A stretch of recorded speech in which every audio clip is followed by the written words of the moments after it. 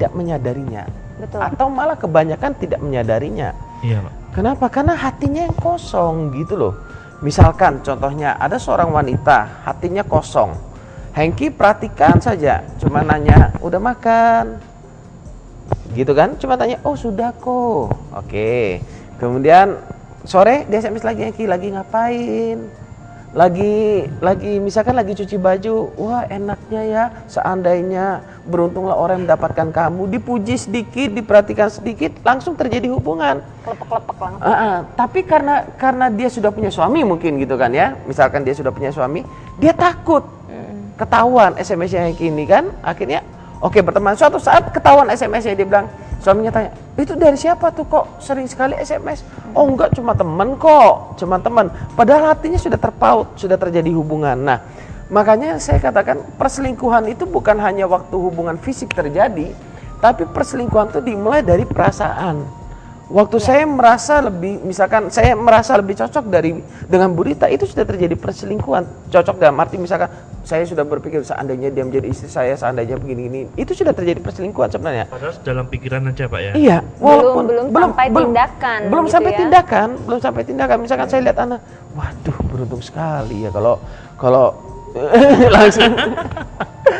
langsung merah-merah mukanya. Ya. Misalkan saya sudah berpikir gitu dan saya merasa lebih nyaman dekat dengan Ane daripada dekat dengan istri saya, itu sudah salah. Ya. Itu sudah terjadi perselingkuhan sebenarnya tanpa disadarin gitu kan ya. Tapi kalau misalkan saya bersahabat dengan Ane, baik, istri saya mengetahui semua dan semuanya oke, dan saya merasa lebih enjoy tetap dengan istri saya, itu bukan perselingkuhan. Perselingkuhan itu dimulai dari pada saat ada sesuatu atau seseorang yang kita rasa lebih enjoy, lebih nyaman, lebih dekat, lebih berarti orang itu daripada pasangan kita.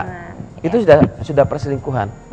Bahkan sebelum kita istilahnya menikah atau istilahnya lakukan hubungan suami istri, enggak, dimulai dari perasaan. Nah makanya teman tapi mesra juga seperti itu.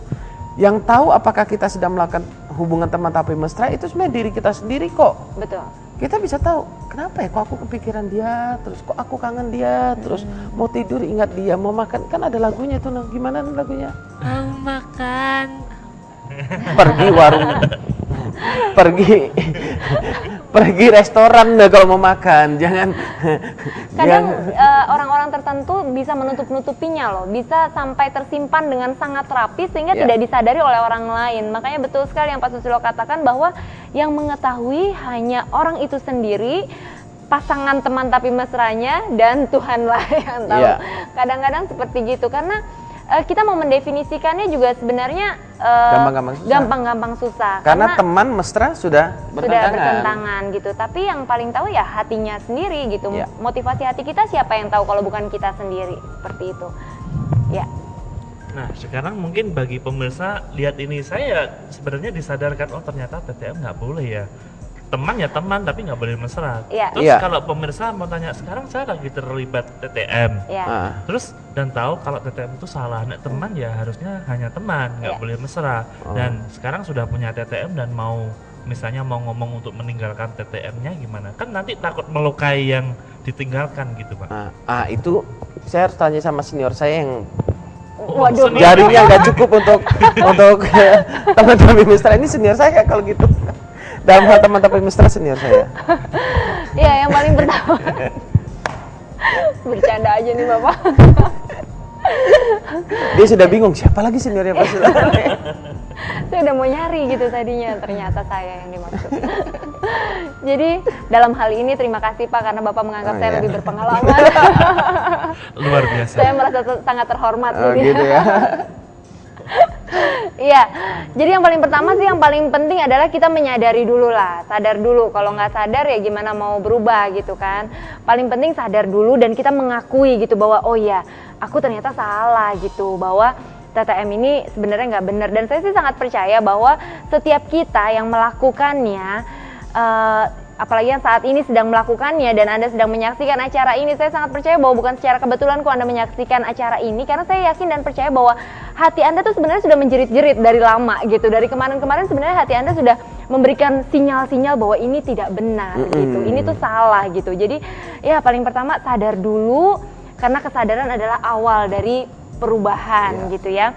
Kemudian akui, belajar untuk mengakui bahwa itu salah. Kemudian cara selanjutnya adalah isilah dengan nilai-nilai yang benar. Nah, gimana sih caranya supaya bisa ngisi dengan nilai-nilai yang benar? Belajarlah curhat dengan orang yang benar, yang kira-kira bisa dijadikan panutan di dalam kehidupannya, bisa dijadikan teladan di dalam kehidupannya. Jadi belajar mengakui dengan cara curhat dengan orang yang tepat, begitu. Kemudian belajar juga mengisi kebutuhan kita akan kasih ini, kebutuhan kita akan cinta ini. Tadi Pak Susilo bilang, kenapa sih seseorang itu bisa sampai terlibat TTM gitu ya? Karena ada kekosongan di dalam hatinya. Nah, kekosongan di dalam hati kita ini harus diisi dengan cinta. Yang benar. Seperti itu. Kemudian buatlah keputusan untuk melangkah. Dan selain itu, belajar untuk bersikap tegas. Nah, kalau tadi pertanyaannya apa nggak nyakitin orang? Sekarang kalau saya mau bilang, setiap pemimpin yang terkemuka di negara-negara terkemuka di dunia saat ini pun, yang dikatakan oleh orang-orang bahwa dia tuh pendukungnya sangat luar biasa banyak, ternyata tetap ada yang oposisi sama dia. Dalam artian yang bertentangan dengan pendapat dia, yang tidak sepakat, yang tidak mendukung apa yang menjadi pendapat dia. Meskipun pendapat yang dia keluarkan itu sepertinya menurut sebagian besar orang itu sudah pendapat yang sangat populer dan sangat pro kepada kebutuhan rakyat misalnya. Itu pun masih bisa ada orang-orang yang tidak setuju dengan pendapatnya. Jadi kalau menurut saya, kita tidak akan mungkin bisa untuk membuat semua orang setuju dengan pendapat kita. Dan kita tidak bisa menyenangkan semua orang. Kita harus menyadari itu. Tetapi yang paling penting adalah ketika kita punya prinsip yang benar, meskipun ada orang-orang tertentu yang salah mengerti, belajarlah berjalan di dalam prinsip itu. Karena kebenaran tidak perlu dibela. Pada saatnya kebenaranlah yang justru akan membela kita. Ya, saya ingin menambahkan bicara tentang keputusan tadi. Waktu Anda mau buat keputusan, Anda lihat dulu status dia apa. Oh, single. Oh, saya single. Kadang ada orang nggak berani menerima status pacaran karena takut orang tua marah, karena takut aduh nanti gimana ke depannya dan segala macam. Karena pengalaman traumatis bisa terjadi. Kalau misalkan dia single, Anda single dan Anda merasa serak, berarti keputusan yang Anda harus buat adalah pertegas saja, perjelas. Hubungannya mau kemana perjelasan nih? Mau nggak kita pacaran gitu kan ya. Jadi bukan TTM. Tapi ya udah pacaran dengan mesra yang dalam batasan-batasan tertentu gitu kan ya. Tapi kalau misalkan memang Anda berpikir, Anda mengetahui dan menyadari bahwa aku ini sudah punya istri, tapi aku terlibat hubungan teman tapi mesra dengan lawan jenisku atau yang dengan sejenis sekalipun, kan teman tapi mesra kan bisa sejenis dan beda jenis gitu kan ya. Ya, kita menyadari hal itu karena kita melihat ke depannya, kita nggak mau melukai hati istri kita, kita nggak mau menghancurkan rumah tangga kita harus membuat keputusan. Karena hubungan mungkin kita dengan teman-teman tapi mesra kita ini sudah terlalu jauh, otomatis akan menimbulkan sakit. Pasti. Baik sakit di orang lain maupun di diri kita sendiri. Betul. Kita sendiri pun mungkin ngerasa bersalah, ngerasa kok rasanya aku melantarkan orang dan segala macam. Tapi jangan biarkan diri kita terhakimi dengan nilai-nilai yang salah.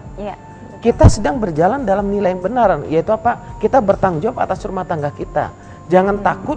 Ya memang kalau misalkan diakuin, apakah kita melakukan kesalahan? Ya, akuin. Saya melakukan kesalahan. Kenapa? Karena saya sempat melakukan hubungan teman tapi mesra dengan dia. Ya udah, kalau misalkan dia labrak ya apa? Ya sudah, akuin saja.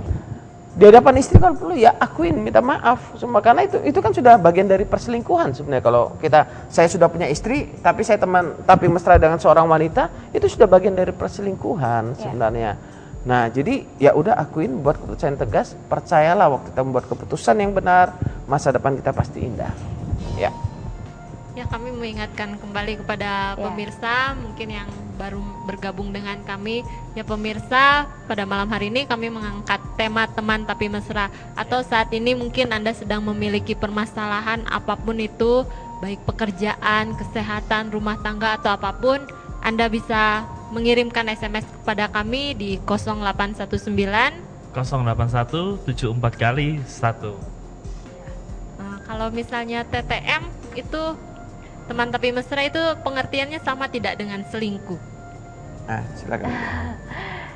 Sebenarnya tergantung gitu yang melakukan siapa. Kalau teman tapi mesranya itu dilakukan oleh orang yang sudah menikah ataupun orang yang sudah berpacaran, ya itu adalah selingkuh, itu adalah perselingkuhan. Karena seperti yang tadi Pak Susilo juga sudah jelaskan bahwa perselingkuhan itu tidak hanya secara fisik ya, maksudnya apakah benar-benar sudah dilakukan, tetapi bahkan di pikiran kita pun kita sebenarnya sudah bisa berselingkuh gitu kalau kita memikirkan orang lain jauh lebih indah daripada pasangan kita.